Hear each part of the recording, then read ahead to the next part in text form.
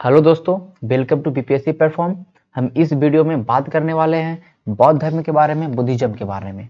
हमने इसके previous video में हमने बात किया था कि जो जैन धर्म के बारे में हमने बात किया था और उसके बारे में हमने उसके तीर्थंकर के बारे में देखा था। हमने एक एक फैक्ट को कवर किया था जो कि आपके एग्जाम के लिए बहुत ज़्यादा महत्वपूर्ण था।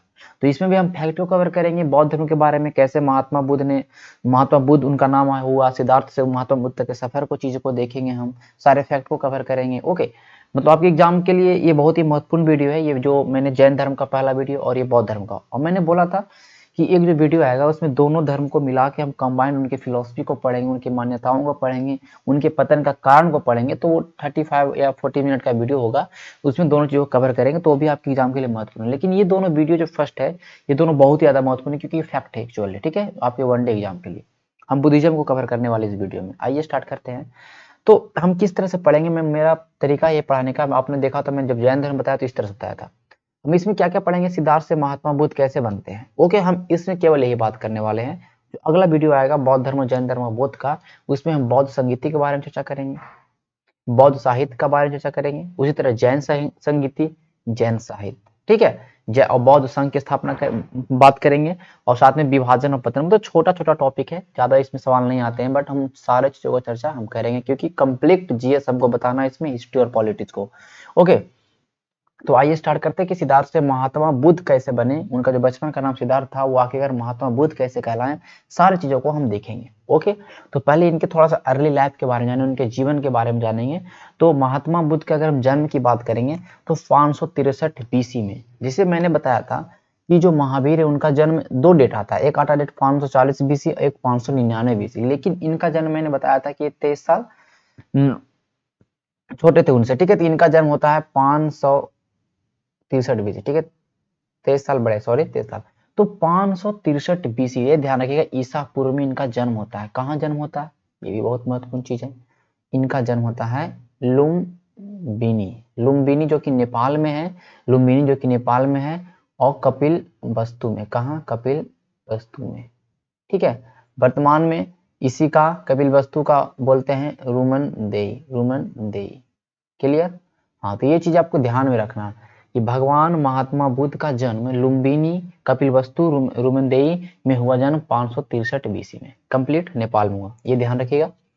तो इनके पिता का नाम था शुद्धोधन। क्या नाम था, शुद्धोधन। वही हम महावीर की बात करेंगे तो उनके पिता का नाम था सिद्धार्थ, ये ध्यान रखिएगा। ठीक है, इनके पिता का नाम शुद्धोधन था और महात्मा बुद्ध के बचपन का नाम सिद्धार्थ था, ये भी चीजें छोड़ना नहीं है, बचपन का नाम सिद्धार्थ।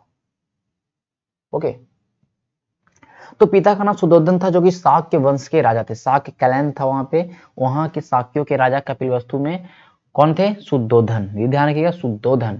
इनकी माता का नाम था महामाया देवी, इनकी माता का नाम महामाया देवी, जो कि कोलीय गणराज की कन्या थी। कोलीय एक गणराज उस समय था, वहां की कन्या थी। इनका माता का नाम क्या है, महामाया देवी, महामाया देवी, जो कि गौतम गोत्र में, जैसे देखिए हम बात करेंगे महात्मा बुद्ध का कहीं कहीं नाम गौतम बुद्ध भी आपको पड़ता है, क्योंकि गोत्र जो होता है उसमें गौतम गोत्र में थे, इसलिए उनको गौतम बुद्ध भी नाम होता है। ठीक है, चीजों को ध्यान में रखिएगा, ठीक है, कंफ्यूज नहीं होना।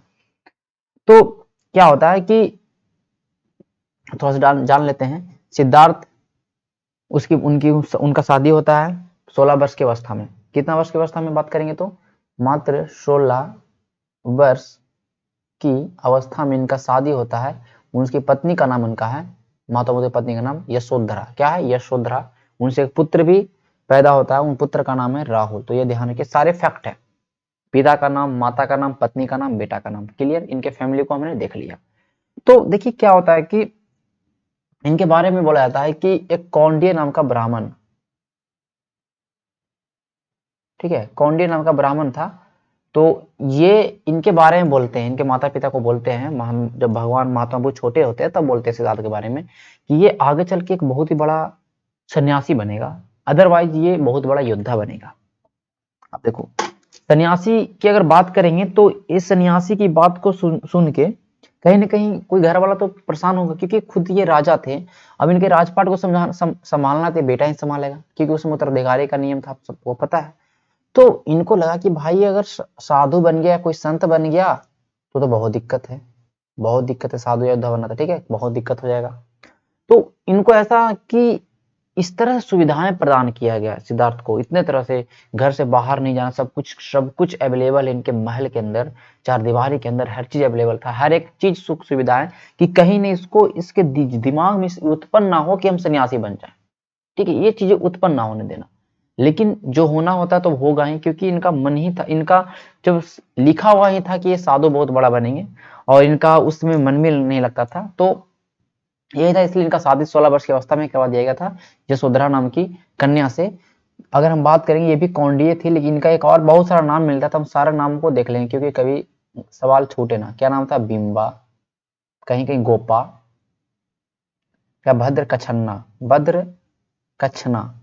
तो ये सारे नाम याद रखना, भद्र कच्छना, गोपा, बिंबा, यशोधरा, ये सिद्धार्थ की पत्नी का नाम था। ओके, और पुत्र का नाम क्या? राहुल। क्लियर हो गया? इस तरह नहीं आना चाहिए। ठीक है, आगे चलते हैं। अब ये मैं जो डायग्राम बनाया, इस चीजों को समझिए, बहुत अच्छा डायग्राम है। ठीक है, तो एक और ये घर से निकलते हैं बाहर, अपने इनका एक सारथी था जो रथ चलाता था और एक घोड़ा था। अभी घोड़ा का नाम क्यों पूछता है, महत्वपूर्ण है, इसलिए मैं आपको मैं डायग्राम लाया। इनका घोड़ा का नाम हम अगर आप बात करेंगे तो घोड़ा का नाम था कंथक। क्या नाम था? कंथक। साथी का नाम था चन्ना। कभी कंफ्यूज नहीं होना, ठीक है? ऐसा नहीं ध्यान रखना है कि घोड़ा खाता है चन्ना तो चन्ना, ऐसा कभी ट्रिक दिमाग में नहीं रखना। ठीक है, इनके घोड़े का नाम था कंथक, इनके घोड़े का नाम था कंथक। ठीक है, और इनके साथी का नाम था चन्ना। ओके, तो साथ में निकलते हैं अपने घूमने के लिए, अपने थोड़ा सा। ठीक है, क्योंकि हमेशा चारदीवारी में रहते तो इनको चार चीजें दिखाई पड़ता है, समझना है चीजों को। ठीक है, चार चीजें दिखाई पड़ता है। तो इनको हम अगर एक्चुअली इनको अगर हम क्रम में देखेंगे तो पहले पहले इनको दिखाई देता है एक वृद्ध व्यक्ति, ये पहला नंबर पर। ठीक है, पहला नंबर पर। सेकंड में इनको दिखाई देता है एक वृद्ध व्यक्ति, सॉरी बीमार व्यक्ति, सेकंड नंबर। थर्ड में दिखाई देता है एक, देखिए हम इनको समझ, ये देख लीजिए इस तरह से मैंने बनाया है क्लॉकवाइज। पहले सबसे पहले जो दिखाई देते हैं वो होते हैं एक वृद्ध व्यक्ति। देखिए जैसे कि ये कभी तो घुमा नहीं था, लेकिन जब ये बाहर निकलता है तो इसको जब वृद्ध व्यक्ति दिखाई देता है तो पूछता है कि ये क्या है, अपने सारथी से पूछता है कि भाई ये क्या है। ये तो बोला कि देखिए ये वृद्ध व्यक्ति है, ये सारे लोग का एक स्टेज है कि ये होगा, सारे लोग बूढ़े होते हैं, सारे लोग का एक स्टेज है, जीवन का एक ये स्टेज है, पड़ाव है। आगे थोड़ा दूर चलते हैं तो मिलता है इनको बीमार व्यक्ति जो बेड पे लेटे हुआ रहता है। मैंने एक फिगर यहाँ बनाया, तो पूछता है ये भाई ये बेड ये क्या है, तो बोला ये बीमार व्यक्ति है, ये बीमार व्यक्ति है। क्या है? ये बीमार व्यक्ति है।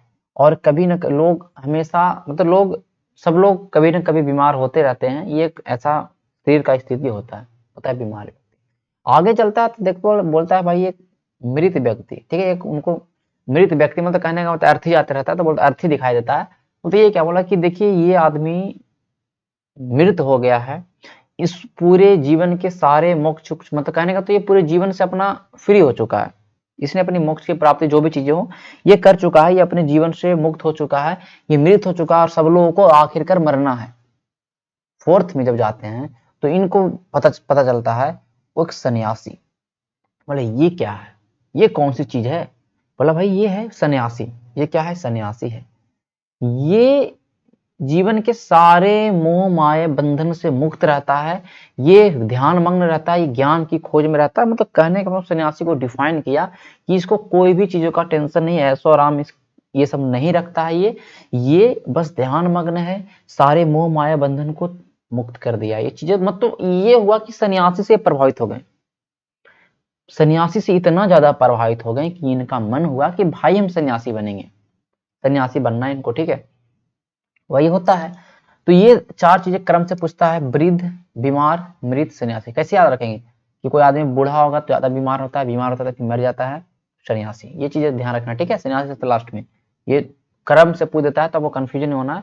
साथी का नाम चन्ना और उनका नाम कंथक, ये ध्यान रखिएगा, उनके घोड़े का नाम कंथक था। ठीक है, चलिए अब इन चीजों को हम अगर देखते हैं तो एक बार जब इनके घर में सब सोया रहता है, सब घर में सोया रहता है। ठीक है, जिनके बाल बच्चे भी होते हैं, आपको मैंने बताया कि इनके राहुल इनका पुत्र का नाम था, अपनी पत्नी यशोधरा और पुत्र राहुल को छोड़ के, ध्यान रखें मैं सारा मैं जो लिख रहा हूं, 29 वर्ष की अवस्था में, तो शादी का 13 वर्ष हो चुका है, शादी 16 वर्ष में होता है, 29 वर्ष की अवस्था में किनको लेके निकलता है? तो कंफर्म है कि चन्ना जो सारथी था और घोड़ा जिसका नाम कंथक था, ठीक है। इसको लेके इसके साथ मतलब चन्ना प्लस कंथक को साथ में लेके रथ से ये घर को त्याग कर देते हैं। क्या करते हैं? घर को त्याग कर देते हैं, ठीक है, मतलब घर को छोड़ देते हैं। आप चीजें ध्यान में रखिएगा कि जब ये घर को छोड़ते हैं, मैं सारा चीज फैक्ट बताऊंगा, जब ये घर को छोड़ते हैं तो उस घटना को बोला जाता है जो गृह त्याग है। क्या घर को छोड़ना का मतलब? ये गृह त्याग करना है। गृह त्याग के घटना को बोलते हैं महाभिनिष् कर्म। क्या भैया? आप चीजों को समझिएगा, मैं इसको क्लियर लिख देता हूं। महाभिनिष् कर्म, ठीक है। कभी कभी पूछता है कि बताओ जो गृह त्याग है इसका चिन्ह क्या है, इसका प्रतीक क्या है? तो बेसिक ऑब्वियसली बात है कि भाई घोड़ा से गृह त्याग हुआ है तो इसका चिन्ह होता है घोड़ा। पूछता है गृह त्याग का क्या प्रतीक चिन्ह है, तो घोड़ा, ठीक है। गृह त्याग को बोलते हैं महाभिनिष् कर्म। महाभिनिष् कर्म की प्रक्रिया हो चुकी है, इन्होंने घर को त्याग दिया है। ओके, आगे चलते हैं। जब ये देखिए, मैं एक चीज बताना भूल गया, उन चीजों को मैं थोड़ा सा क्लियर करवा देता हूं। ओके, देखिए, जैसे कि महात्मा बुद्ध जब गर्भ में रहते हैं तो ये प्रतीक चिन्ह होता है। मैं सारे चीजों के लिए करवाऊंगा, एक फैक्ट छूटना नहीं चाहिए। तो इसको गर्भ को डिनोट किया गया है जो भी बौद्ध साहित्य में हाथी। महात्मा बुद्ध जब गर्भ में थे तो उसको हाथी से डिनोट किया है। जब महात्मा बुद्ध का जन्म होता है तो इसको डिनोट किया है कमल से, ये ध्यान रखिएगा, ठीक है। हाँ, अब जब महात्मा बुद्ध का जन्म होता है तो एक मैंने जो फैक्ट छोड़ा, 7वें दिन ही इनकी माता महामाया का मृत्यु हो जाता है, ठीक है। इनकी माता महामाया का मृत्यु हो जाता है तो इसका जो लालन पालन करती है, इनका जो लालन पालन करती है, उनका नाम है प्रजापति गौतमी। इनकी मौसी होती है, उनका नाम है प्रजापति गौतमी। प्रजापति गौतमी, तो ध्यान रखिए, ठीक है। एक चीज कंफ्यूजन नहीं होना चाहिए, एक चीज छूटना नहीं चाहिए आपको, ठीक है। प्रजापति गौतमी, ओके। चलिए, तो गृह त्याग की घटना को महाविनिष् कर्म बोला गया। घोड़ा था, उसके साथ उन्होंने अपने गृह को त्याग किया। इसके बाद वो जाते हैं, जो सबसे पहले जाते हैं, एक वहां पर एक उद्यान होता है, एक बगीचा होता है अनोमा नदी के तट पे। एक नदी होता है अनोमा नदी, उसके तट पे एक कहने का मतलब अनोमा नदी के तट पे एक उद्यान होता है, अनुपीर्य उद्यान मतलब बगीचा की तरह समझ लीजिए। अनुपीर्य उद्यान के पास जाते हैं, वहां पे अपना ये बाल का मुंडन करवाते हैं। वस्त्रों का जो भी शाही वस्त्र होते हैं उन सारे वस्त्रों को अपने सारथी मतलब जो चन्ना को दे देते हैं। साथ ही साथ कासाय वस्त्र का धारण करते हैं, जो भिक्षुओं वाला वस्त्र होता है ना, कासाय वस्त्र। पहला घटना क्या हुआ कि उन्होंने बाल मुंडन कराया, कसाय वस्त्र का धारण किया। जो भी भिक्षु, जो आज देखते होंगे भिक्षु जो वस्त्र पहनते हैं हनुमान नदी के तट पे, यहाँ पे 7 दिन तक रहते हैं। कितने दिन रहते हैं? 7 दिन तक। अब इसके बाद ये जब निकलते हैं वहां से तो सबसे पहले पहुंचते हैं वैशाली। कहाँ पहुंचते हैं भैया? वैशाली। वैशाली में इनको मिलता है एक आदमी, अलार कलाम। जो अलार्म कलाम है वो सांख्य दर्शन के, देखिए हमने पढ़ेंगे दर्शन के बारे में, कितने दर्शन है, ओके। तो सांख्य दर्शन के ये कहने का मतलब हो रहते हैं, उनका नाम है अलार कलाम। क्या नाम उनका? अलार कलाम रहते, ठीक है। तो यही बनते हैं भगवान महात्मा बुद्ध के प्रथम ध्यान गुरु, क्योंकि ये जो अलार्म कलाम है वो सांख्य दर्शन से संबंधित है और इनके प्रथम ध्यान गुरु कौन होते हैं? जो अलार कलाम। तो पूछेगा प्रथम गुरु तो अलार कलाम, प्रथम ध्यान गुरु तो अलार कलाम, ठीक है। उसके बाद यहां से आगे बढ़ते हैं। यहां से जब आगे बढ़ते हैं तो ये पूछते हैं कहां? उर्बेला में। कहां पूछते हैं? उर्बेला में।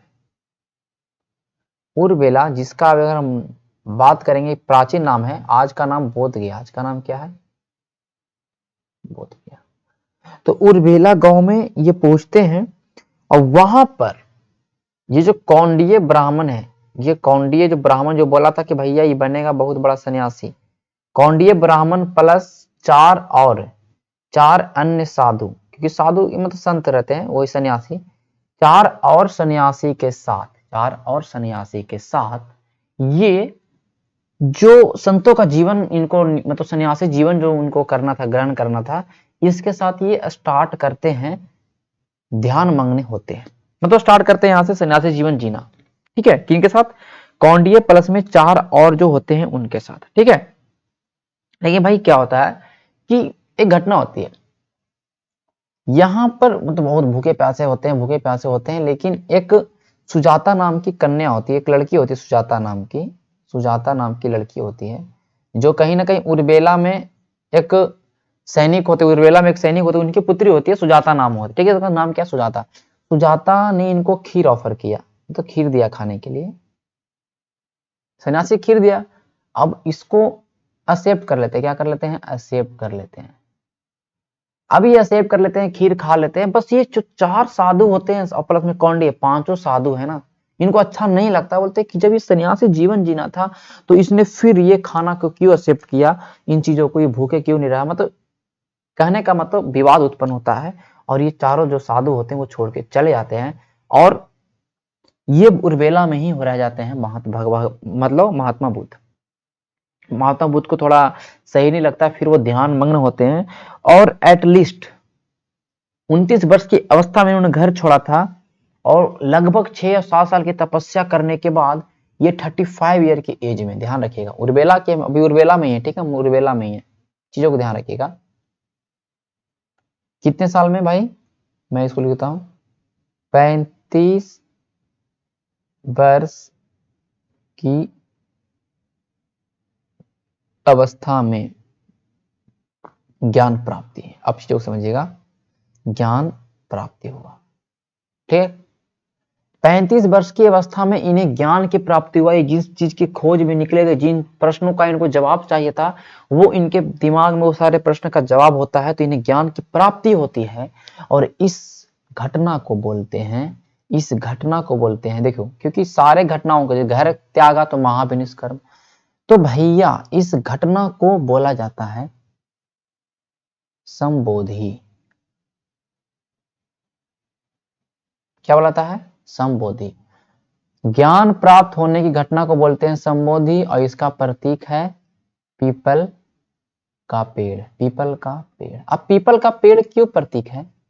क्योंकि इन्होंने जो ज्ञान प्राप्ति किया पीपल पेड़ के नीचे, कहां? निरंजना नदी के तट पर। ध्यान रखिएगा, हर एक पॉइंट को आप लोग को ध्यान रखना है, ठीक है। मैं इसको साइड में लगता हूं, ठीक है, चलिए मैं इसको साइड में लगता हूं। पीपल का पेड़ था, कौन सी नदी था? क्योंकि नदी पूछता है, जैसे कि मैंने उसमें बताया था निरंजना नदी, इसमें कौन सा नदी? निरंजना नदी। कहीं के आपको फल्गु दिखाई देगा, क्योंकि फल्गु का ही पुराना नाम निरंजना था, ठीक है। निरंजना नदी या फल्गु नदी के तट पर इनको ज्ञान की प्राप्ति होती है और इस घटना को हम बोलते हैं संबोधि और इसका प्रतीक चिन्ह है पीपल का पेड़। ज्ञान की प्राप्ति इनको होती है वैशाख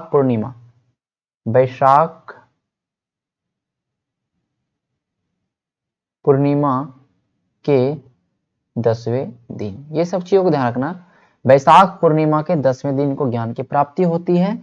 ओके, यहां तक कोई दिक्कत नहीं होगा और इन चीजों को आप लोग समझ चुके होंगे, ठीक है।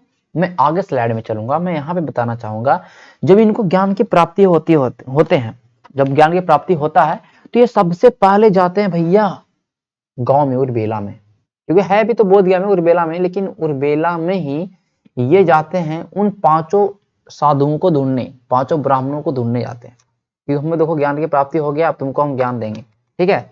तो बहुत उड़ रहे थे, लेकिन वहां पर वो साधु नहीं मिलते हैं, क्योंकि वहां पता चलता है कि वो जो साधु थे वो चले गए हैं, कहाँ चले गए? तो ऋषिपट्टनम मतलब सारनाथ, ऋषिपट्टनम पुराना नाम था सारनाथ का, जो आज यूपी में है, तो वहां पे, ठीक है। तो उर्वेला में दो लोग मिलते हैं, तपसु और मलिक। और मलिक, ध्यान रखिएगा, तपसु और मलिक, जो कि इनके प्रथम शिष्य बनते हैं। दो लोग, तपसु और मलिक, तपसु और मलिक इनके प्रथम शिष्य बनते हैं उर्वेला में। ठीक है, अब उर्वेला से भैया कहाँ जाएगा वो? सारनाथ, क्योंकि उनको ज्ञान देना है उन साधुओं को, बहुत उड़ रहे थे ना, तो उनको ज्ञान देना है। अब इन साधु, जो सारनाथ में साधु है, सारनाथ का पहले नाम ध्यान रखिएगा, ऋषि पट्टनम कहीं कहीं मिलेगा आपको, ऋषि पट्टनम, ओके, और मृगदाव ये नाम है, अन्य किताबों में मिलता है। सारनाथ में उन 5 साधुओं को, कौंडिन्य प्लस में 4 1 5 जो साधु था, इनके जो दोस्त थे पहले, जो साथ में स्टार्ट कर रहे थे, उन 5 साधुओं को सबसे पहला बार इन्होंने प्रथम उपदेश दिया, प्रथम उपदेश दिया, ध्यान रखिएगा। प्रथम उपदेश किसको दिया? तो उन 5 साधुओं को। और इस उपदेश देने की घटना, क्योंकि पहला ज्ञान इन्होंने बांटा, क्योंकि ये तो शिष्य बने थे, लेकिन जो पहला ज्ञान बांटा, इस घटना को बोलते हैं धर्म चक्र परिवर्तन।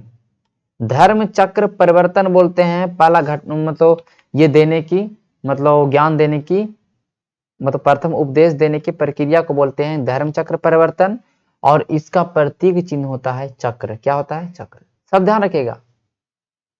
जब वो गर्भ में थे तो हाथी, जन्म ली तो कमल, घर छोड़े तो घोड़ा, प्रतीक चिन्ह। ठीक है, ज्ञान प्राप्त पीपल, प्रतीक चिन्ह। जब इन्हें ज्ञान दिया तो चक्र है, प्रतीक चिन्ह। सारे चीजों को ध्यान में रखिएगा। ठीक है, ज्ञान प्राप्त होता है और सर प्रथम उपदेश देते हैं इन 5 साधुओं को। ओके, क्लियर हो गया।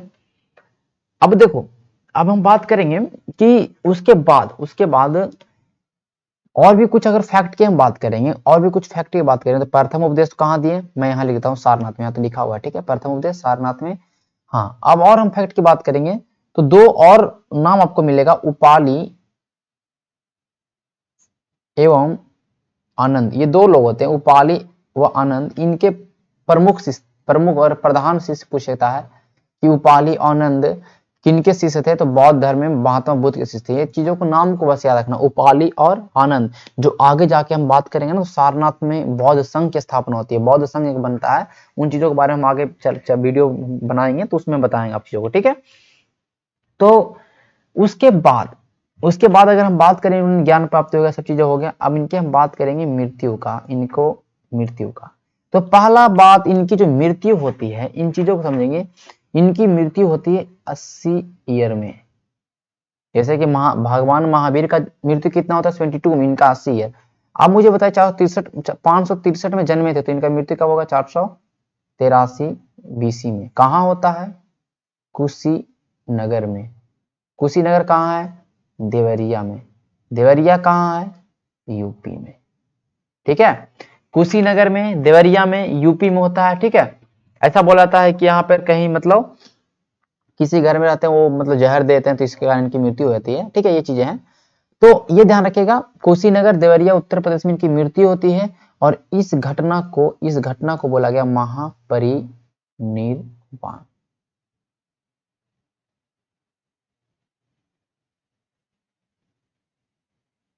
चीजों को ध्यान रखिएगा, इस घटना को बोला गया महापरिनिर्वाण।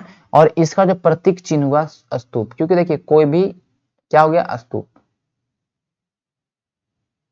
ठीक है, सबको ध्यान रखें, चक्र किसका है, स्तूप किसका है। तो इस घटना को बोला गया महापरिनिर्वाण, मृत्यु के बाद घटना को। और इसका प्रतीक चिन्ह भैया क्या है? तो स्तूप है। मृत्यु का हुआ 483 BC में। चीजें आप लोग समझ चुके होंगे, पूरे चीजों को कंप्लीट हो चुका होगा। हम जब अगला वीडियो हमारा जो आएगा, उसमें हम चर्चा करेंगे सारे इन्होंने क्या थ्योरी दिया, कौन कौन सी चीजें थी, हम सारे जो चर्चा करने वाले हैं।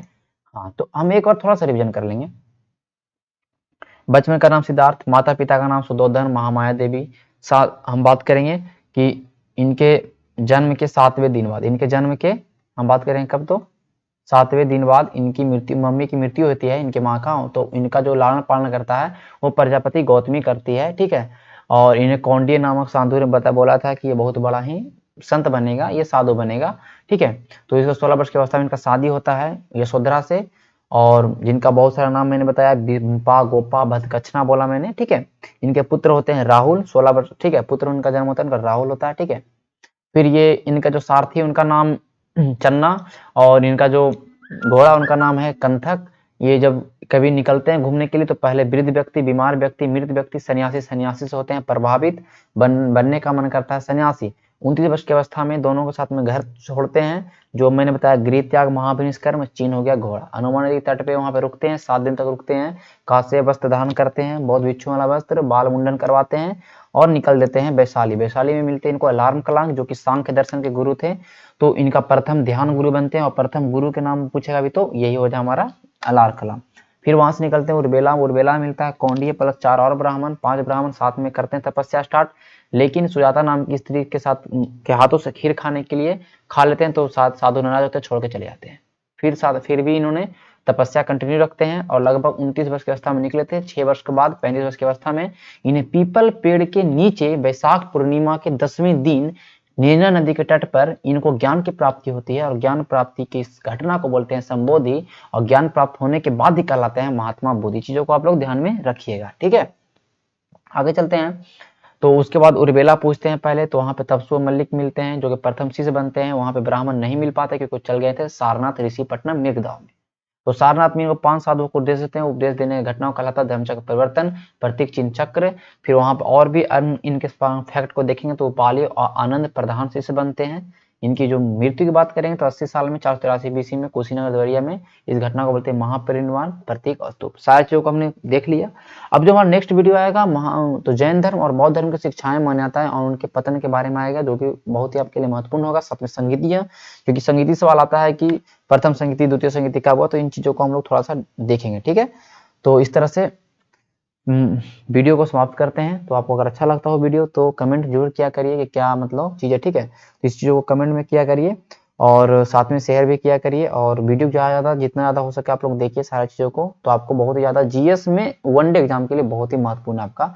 इससे ज़्यादा फालतू फैक्टर सवाल नहीं आ सकते हैं, कभी भी नहीं आएंगे सवाल, इतना आप लोग पूरा ध्यान में रखिएगा, ठीक है। चलिए तो सेशन को हम लोग समाप्त करते हैं। धन्यवाद।